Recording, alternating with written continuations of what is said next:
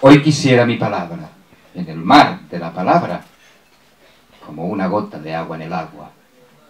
Quisiera beber de todas las fuentes, que me fueran afluente los padres del verso con Dante y Virgilio al frente, salmodiando al Aqueronte, siguiendo a Orfeo. Que Síodo tejiera mi teogonía con libaciones del leteo y tragos de nemosina para seguir colmando de güero lo güero. Hoy quisiera hacer mías las penas vertidas en 1000 orillas, que hay más mar en una lágrima sola que en todos los mapas de 100 fragatas, que hay más vida en el seco quejido del esclavo que en todos los mármoles de las lápidas. Y quisiera hacer mía también la alegría de todos los pueblos que al lado de un río trabajaron la arcilla, moldearon la historia y alcanzaron la gloria y la maravilla. Hoy quisiera mi palabra, en la palabra de un canto sumerio en los meandros del Tigris. Mi palabra en la palabra palpitante de un Enuma Elish, Acadio, Ebro y de Éufrates, cerveza y acierto.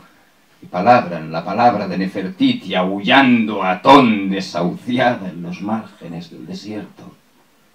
Y quisiera mi palabra en la del pirata cantor, alegre en la popa, hacia un lado, al otro Europa, y allá su frente, la costa dorada de los dementes. Mi palabra en la arena catalana, mecida en tibiezas de septiembre.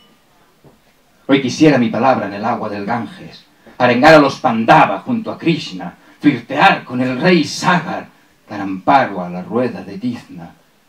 Mi palabra en el Mississippi, narrando Tom Sawyer bajo un blues de Muddy Waters en el Ampa. Mi palabra en el agua amazónica de carnaval y de samba.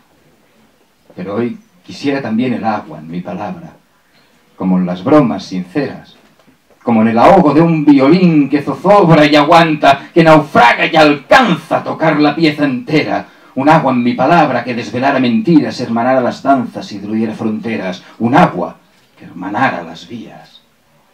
Hoy quisiera mi palabra en el mar de la palabra, como una gota de agua en el agua, para mantenerla limpia, para saberla viva, para celebrar el tránsito de todo aquello que sin peso vale más que todo el puto oro de las minas.